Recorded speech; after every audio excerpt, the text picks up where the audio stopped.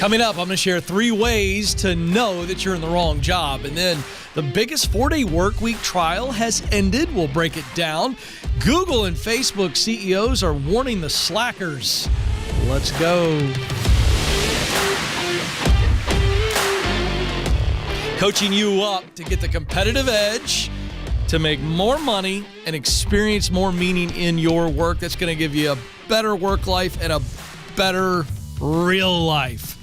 They're too connected, and life is too short to be miserable in either one of those areas. And I'm going to help you. I'm going to coach you up, keeping you informed and advising you. So 3 ways to know that you're in a wrong job. I mean, we have got historical amount of people quitting jobs. We talk about it on a regular basis here. And we have a very popular free quiz I'll tell you about in just a moment. But I wanted to just break this down because I think a lot of people have a lot of angst over this. I think I think we're in what I would call a baby recession. I don't think that we're in some big bad recession. I think we're in a baby recession. And I don't know how long it's going to last. But here's what I know about the human spirit. When we hear bad news and signs of a storm coming, what do? We look for shelter. We begin to think through all of the worst possibilities. And so I want to help you be able to emotionally and mentally process the question that many people have asked this year. People have asked this question throughout the history of work, and it is, should I quit my job? Should I quit my job? So how do you know if you're in the wrong job and thus you should quit? So let's look at 3 ways. I'm going to call these 3 status, right? This is your status. This is your state. And this is how you'll know it's time to start looking and making plans to leave. First one is you're in the wrong role in the wrong place. So we're going to talk about job overall. So this is the occupation, it's the job I'm in. But then we're going to actually look at the fit. And so when we say wrong role, we're saying you're in the wrong seat. And when we say wrong place, we're talking about the wrong bus. So the first thing you look at is you go, okay, am I in the right role? And if you're in the wrong role, that's bad. And then if you're in the wrong place, that's worse. So this is a total non-fit. So let me explain. We know that you're in the wrong role where you're not using what you do best to do work you love to produce results that matter to you, or it's not a ladder type role. So there are many times where we are not in our sweet spot. I define that sweet spot as the dream job. Spending most of our day using what we do best, doing work we love, producing results that matter to us. That is the simple definition of a dream job. So there are times where we don't have that intersection of talent, passion, and mission. But it is strategic because we are on the right ladder, and so we are doing what we have to do so we can do what we want to do, okay? But this is a situation, wrong role, where we go, it's not a good fit for me for a multitude of reasons. And then you go, well, could I get in another seat on the bus? And you go, I don't want to be on this bus. It's a bad bus, bad culture. It's not a good culture. It's not healthy. My values don't align with this place.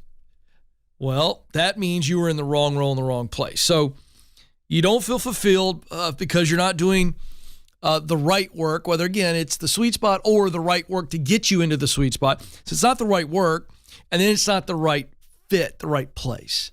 So that's wrong role, wrong place. That is, hey, there is no more deliberation, folks. When you come to that conclusion, your time is quickly coming to an end.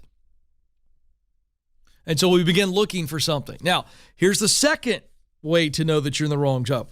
You're in the wrong role, so we've already walked through that. So it's just not the right fit for you. It's not the right seat on the bus. But you are in the right place. In other words, you go, I like the company. This is a healthy culture. They value you. They value me. Their values, my values are in alignment. It's a really good company. So in other words, I like the bus. I'm just in the wrong seat. So now we've got some partial good news. Partial good news is we like the place, and so our deliberation comes down to one thing. Is there a seat on the bus that is absolutely my sweet spot, or is there a seat on the bus that gets me on the right rung of the ladder that I want to climb? So it's the next thing. It's the space I need to get into to pay my dues and win in that now in order to get that ultimate next. So now you're looking around because you love the place. We go, is there a seat that is the right fit for me? So that's the deliberation. Now, I want to encourage you on this. There are times where you're going to find that seat, but there are times where it's going to feel a little confusing, largely because you've got mixed emotions. I know I'm not in the right seat, and so I'm not fulfilled there, and there's some angst and longing there, but I really like these people. Gosh, they treat me well, and I like being around them, and I feel safe and stable. So that's a confusing mix. But there's other good people, other good places, and at the end of the day, staying in a situation like this where it's the right place with the wrong role, I got news for you. It's still going to suck the soul out of your body. It just is. Now, the third way to know, and this is a flip of the second. So the third is I'm in the right role. Hey, right seat. I am fulfilled when I'm engaged in the work. I am producing excellence. I mean, I'm in the right seat. It's good, but it's a crappy environment. It's a crappy place. Right seat, crappy bus, right? I mean, that's what it is. And see, this is also confusing because you're like, when I'm engaged in the work, when I don't have crappiness coming at me, and by the way, this is what happens in this environment where you're in the right role, wrong place. You're trying to focus, you're trying to do a good job, and when they leave you alone, and it's intermittent, you're able to really be in the zone. But that is a limited opportunity for you because most of the time, monkey crap's coming at you, right? It's like a crazy zoo and the monkeys are throwing the poo, right? That's what's going on. And you can't take that because you aren't able to focus on doing the work that you love. You aren't able to focus on being who you were created to be and really excelling in that seat because of all the distractions of the toxicity. So same thing here. The good news, you've identified and you have experienced fulfillment in the actual work. But this isn't the right place. And so that's the good news. Okay, I know what I'm looking for, so I got to go look for it. This is also a little confusing because you go, oh, gosh, I love the work, but these people are driving me nuts. And don't try to stick this out.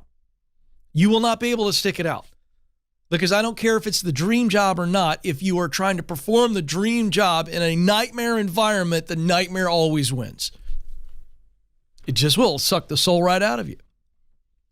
You cannot separate the emotional negativity that comes from working in a toxic or poor culture. You can put up with it for a while, but only long enough to move on. Now, why do I teach this? Because, folks, there are options. There are always options. And life is too short to work in a place that's sucky and makes you feel stuck.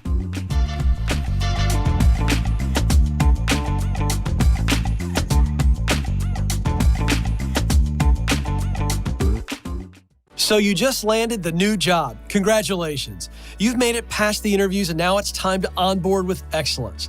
That's why I created How to Stand Out at Your New Job. This free checklist will help you succeed from day one and may even help you get promoted. These practical steps set you up to add value, help your team win, exceed your leaders' expectations, and ultimately set you up for a successful transition. To get started, just go to kencoleman.com/new.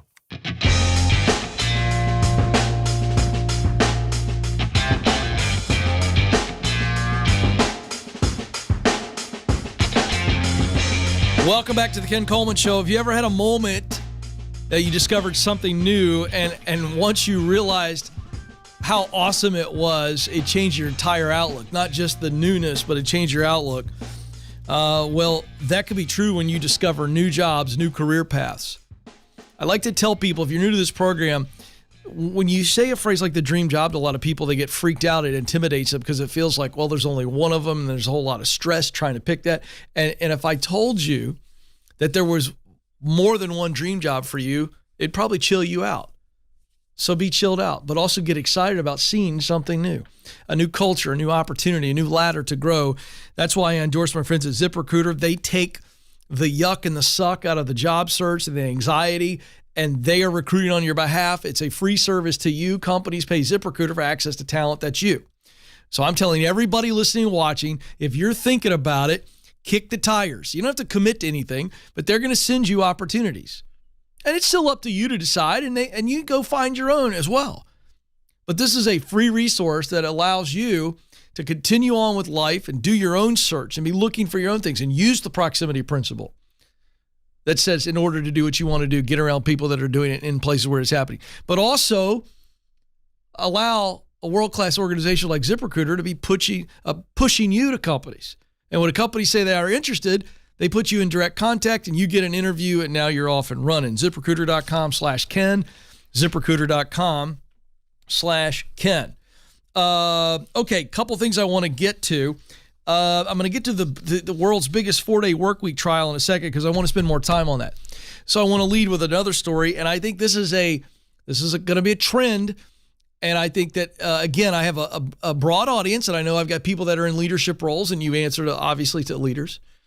And some of you are not in a leadership role, and so you are reporting to leaders, and you got to be paying attention to how the sands may be shifting as we go into this, what I'm calling a baby recession, because changes are already happening.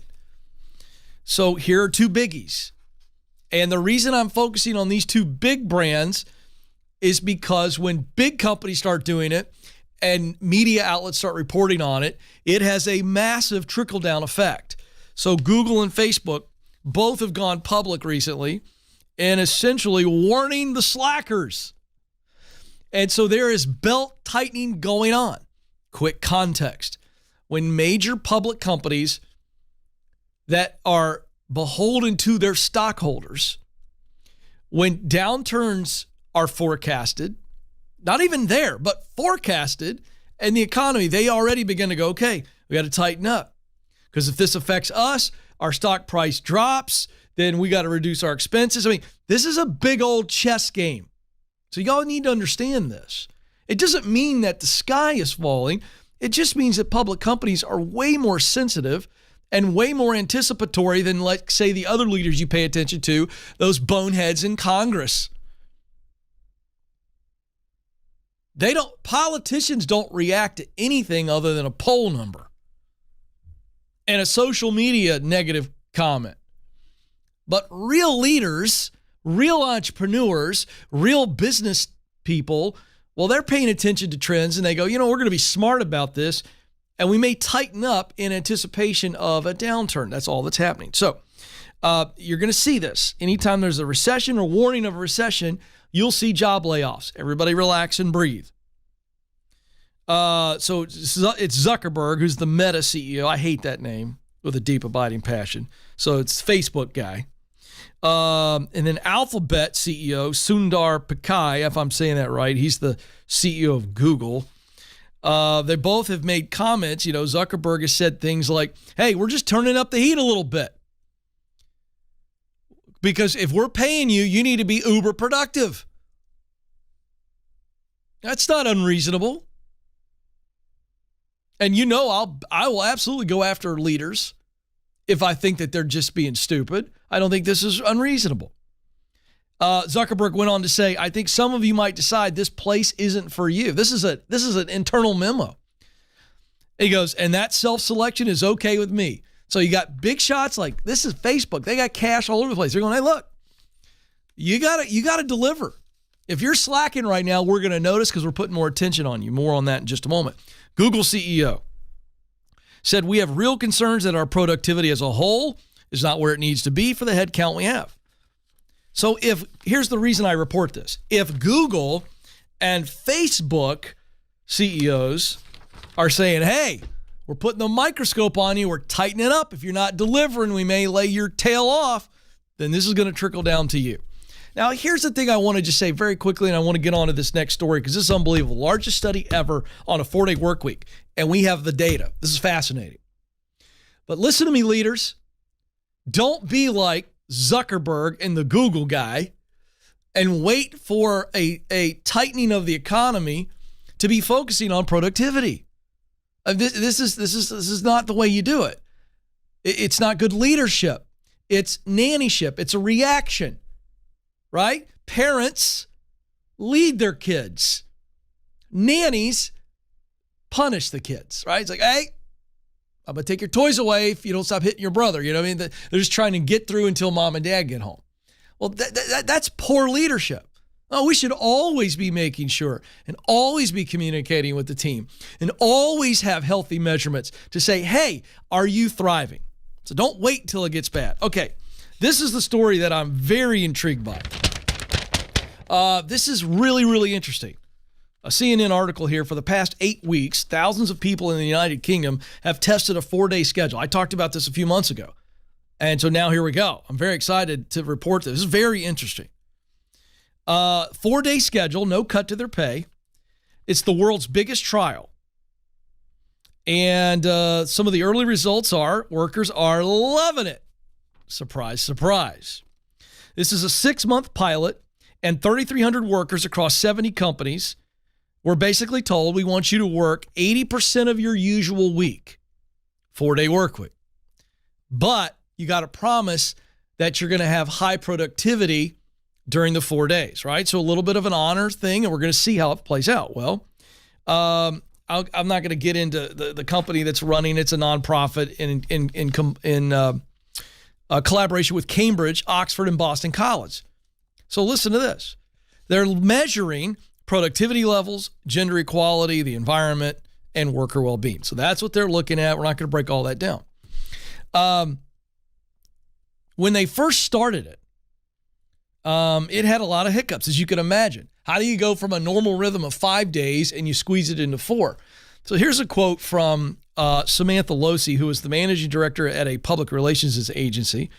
And she said it was chaotic the first 2 weeks. She said it was a mess.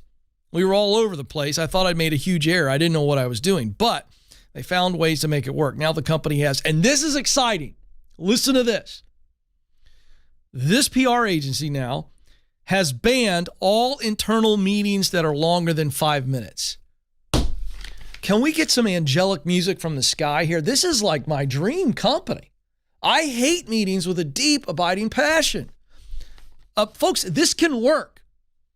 So what they said was we're banning internal meetings longer than 5 minutes. We keep all client meetings to 30 minutes or less. And then they've created this little traffic light system to prevent unnecessary disturbances. Colleagues have a light on their desk. If it's set to green, you can stop by and bother them. If it's red, their heads down. She said there's absolutely a possibility they could go back to a 5-day schedule if productivity drops. So far, so good. Listen to this. Gary Conroy, founder and CEO of 5 Squirrels, skincare manufacturer in England's South Coast, said they have instituted deep work time. What does that look like? This is amazing, leaders. Listen to this. For 2 hours every morning and 2 hours every afternoon, the staff ignores all emails and phone calls. No emails and calls for 4 hours. He said it turns this place into like a library. People's heads are down, it's quiet, and people are getting their done. So, I am not saying that I endorse this. I'm saying it's very interesting, and I'm all for leaving me alone for 4 hours. Stop sending me emails.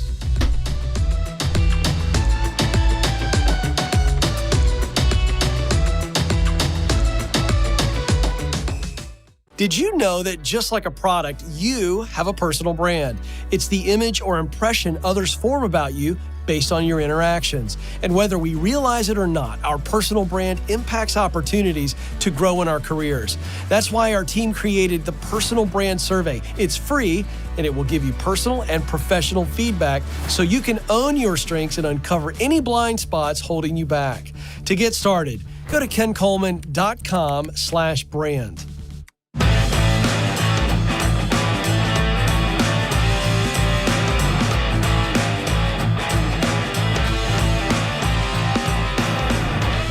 All right, folks, welcome back to the Ken Coleman Show, where I coach you up to have the competitive advantage so that you're making more money and experience more media. And by the way, if you're new to the program, let me just say this. I'm not trying to old school you, but I'm just telling you, because somebody's got to, you're in a competition. You're competing against people inside your building. And you don't have to be a jerk about it, but you're competing for those promotions, for the leader's attention, for the customer's attention. Competition is good. It's not bad. And if you're going looking for something out there, you're competing. And so I'm here to give you that edge. One of the things we're excited about is we continue to morph and create here on the show. Alex and I were talking the other day with some of the team, and so I just want to, this is a quick announcement, and I want your engagement. You ready? Here it is. Well, where is that? I lost my thing. I'm going to make it up as we go. And Alex can help me in my... Thank you, Alex. It's called Why I Left. It's a new segment we want to have fun with. And we're actually we have some really interesting stories here I'm going to cover here from the internets. But we're going to create a new segment called Why I Left. And we just want to hear your testimonies. You can leave us a voicemail at the show number, 844-747-2577. Right there on the screen, 844-747-2577. Write it down or do a screen cap there. And you can leave a voicemail. Or you can send us an email, ask@kencoleman.com. And the subject matter is why I left. Why'd you leave your job? Did you love it? Did you hate it? Did you love it, but you couldn't do it anymore? Did you pursue the dream? Why I left. I want to compile these testimonies for a variety of reasons. So that... is a new segment that we want to do. Here it is. Of course, it's right there, Alex. In case people wonder if the ADHD is something I say to be cute, I don't. Focused attention is hard. Okay, several things I want to get to, and then we've actually got some real testimonies of people who've left their job. And this is a job they love. So these testimonies I'm going to share are from people who left jobs they love. It's fascinating. But first, a couple of pieces of data here. 58% of Americans think they may lose their job in the next six months. That is, I got to tell you, Alex, that is extraordinary. First of all, folks, I don't see it. Now, I'm not saying it can't happen. Who thought the pandemic was going to happen? Nobody. But 58% of you losing your jobs in the next 6 months, we have got to chill out on the headlines, folks, and the fear. This is from a Resume Labs survey. Only 22% of current workers think it's unlikely that they'll lose their job. So confidence is so low. So you have 22% of workers go, I think it's highly unlikely I lose my job in the next 6 months. 22%. So here's the deal. If you are worried about that, I just want to give you two quick things here that you got to do, and I think you got to be doing all the time. And that is, number one, if you feel that way, do what these big public companies do. They start laying people off. They start tightening the belt. You need to start dropping some of your monthly expenses. Sell some stuff. Boost your savings. Pick up a side hustle for a season, right? And stack the cash. That's one way to deal with this fear. And again, always, the second thing is always have your eye on the exits. If it were to happen, don't be caught flat-footed. That's the point. You know, always be in a position that you can make a move. You know, it's like football. I'm watching my boys practice football right now. You know, and they teach these kids on defense to have an athletic stance. That means, you know, legs shoulder width apart, on your toes. You know, you're going to get hit out there, but the idea is you want to bounce. You don't want to get run over. And so that's the two pieces of advice there. Always be ready and don't get hit, don't get run over. All right, another thing, just a quick update on the June jobs report. Job openings dropped to 10.7 million. That's down from 11.3 million in May. So job openings, jobs available, did drop in the month of June by about 600,000 jobs. This is according to Job Openings and Labor Turnover Survey. It's called JOLTS. And this is the lowest level of jobs available since September of 2021. The retail and wholesale trade sectors saw the biggest pullback. So again, you've got, this should not surprise you when you've got consumers going, uh-oh, are we in a recession? Are we not? Is it coming? How bad is it going to be? Then they tend to pull back on spending. And so you're going to see those jobs affected. There were 5.9 million people unemployed in the U.S. during June. So there are 1.8 available jobs for every person looking for a job. So again, that's fantastic. The sky is not falling when you look at that data. So there you go. Layoffs there were 1.3 million layoffs in June. That's down 100,000 from May. So again, I try to be the voice of reason that, we'll see how this goes. We're seeing gas prices drop a little bit. I'm not seeing grocery prices drop. But can I say this? I want to give a shout out to a rare shout out to a politician. And I don't know who to actually give credit to. So this is a blanket credit to, I'm guessing, the governor of Tennessee, Bill Lee. I assume this came from his office. But my wife told me last night, Alex, I don't know if you even know this.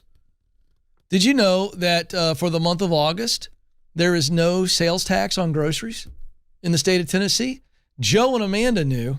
Alex did not. So I'm guessing Mrs. Chatfield knows. But there is your public service announcement for all of you who live in Tennessee. So my wife told me this last night. And I said, I think I said it exactly like that.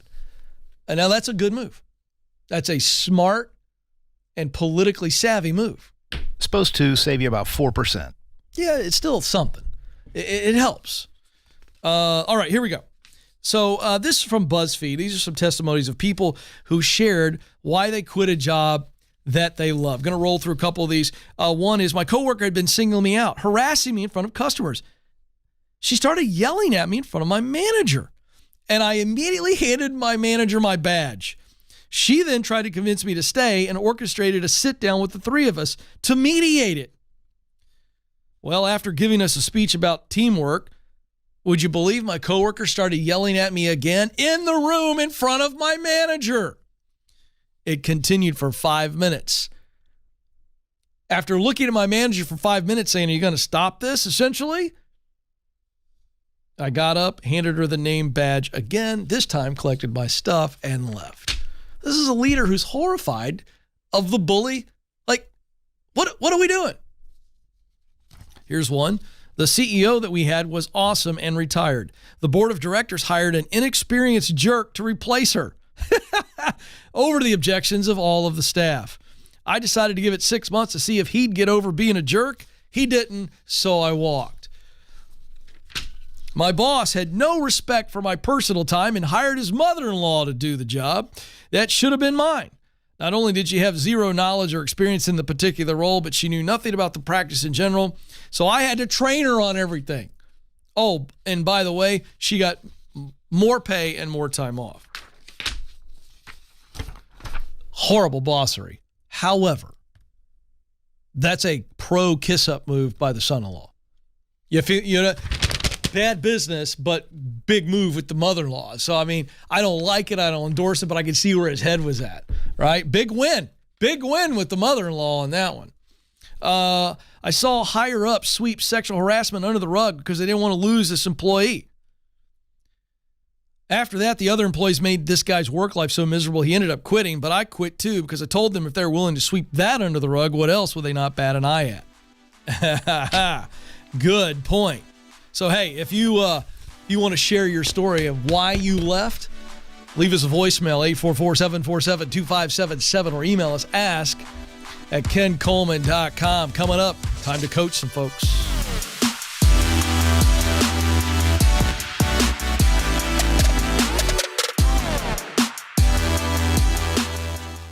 If the thought of attending a networking event makes you break out in hives, you're not alone. And I'll let you in on a secret.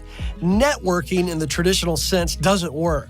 but genuine connection is all about relationships. That's why we created Networking the Right Way. This free guide is the low-pressure, high-impact way to overcome the awkwardness, build real relationships, and turn your connections into opportunities. To get the guide, go to kencoleman.com/network.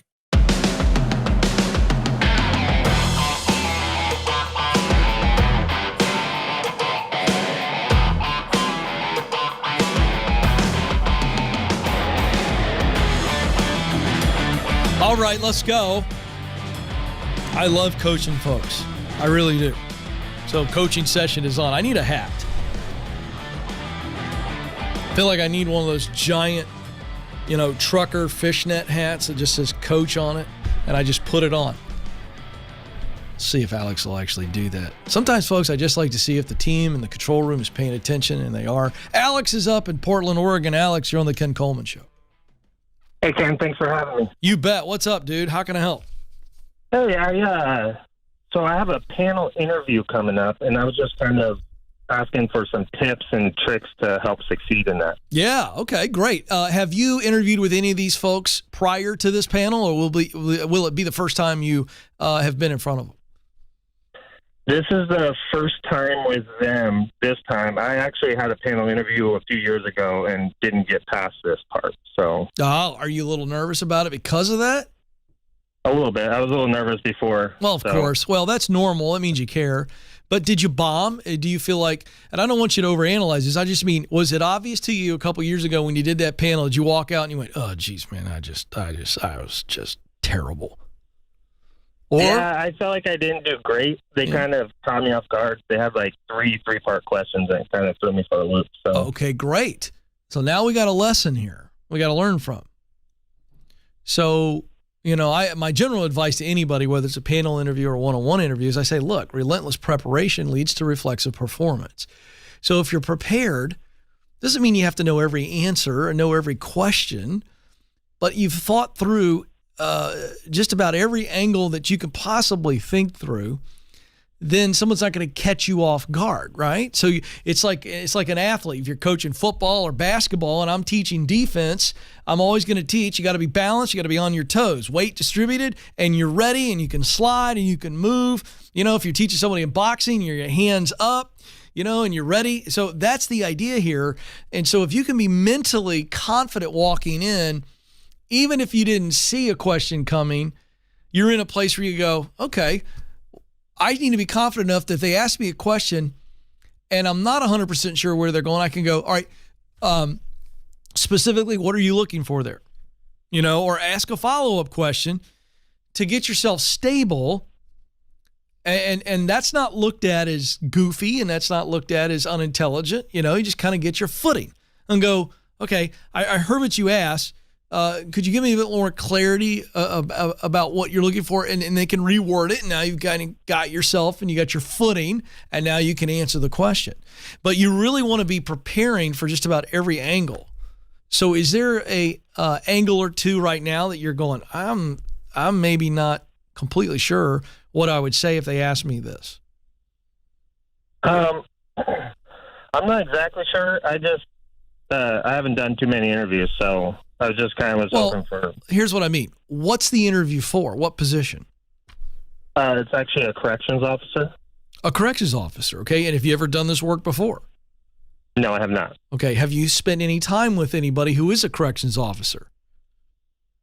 Yeah, my father-in-law is a corrections officer, so.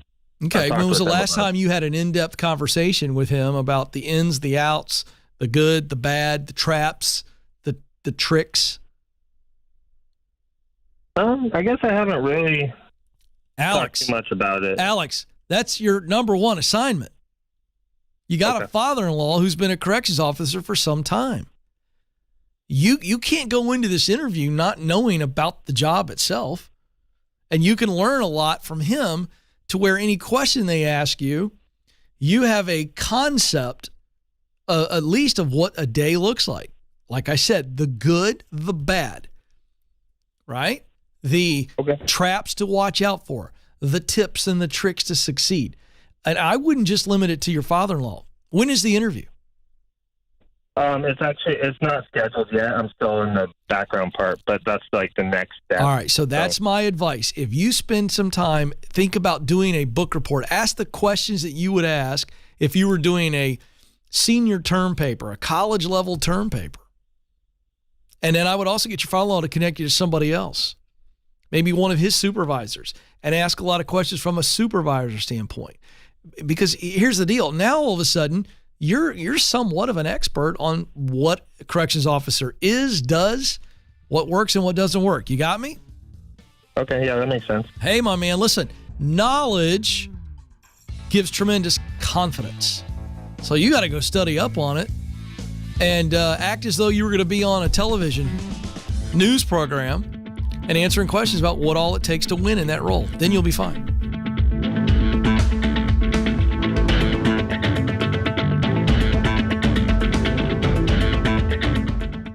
Are you wondering if you should leave your current job or stay put?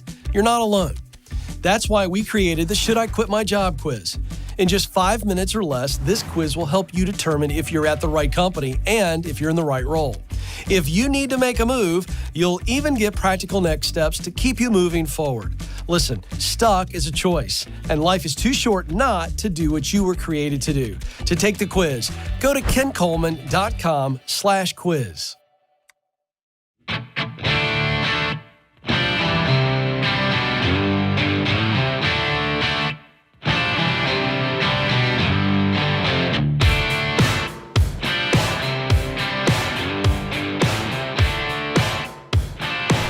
Oh, yeah, I like that bump, Joe. Let that one play for a second.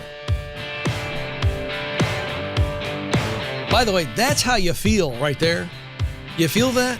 That's how you feel on Monday morning when you're doing what you were created to do. You know what I mean? You're kind of like, all right, I'm about ready to walk in the office and just crush it, baby. Watch out for me. All right. You feel that?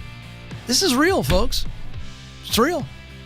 By the way, this is my, I don't know, I feel like I do this, 3 times a year? I'm a big believer in a playlist. I think you got to have your start of the week playlist, whether you're crushing that in the shower or in the car on the way in. I think you got to have a playlist when you've had a long day, tough day. I think you got to have a playlist on that drive home. Before you walk and drag all that crap into the house with you, you got to have a playlist to get it out. You got to have a playlist when something goes great. Like the end of the day, it's a great day. I mean, man, yeah, you got to have that free-falling track, you know, that Jerry Maguire moment in the car. He signed Kush, baby, and he's excited about it. You got to have that too. You got to have the playlist. I'm a big fan of the playlist. So, hey, every day on the show, and we're in the middle of our coaching session right now. You know I coach people, but I have very limited time to coach you.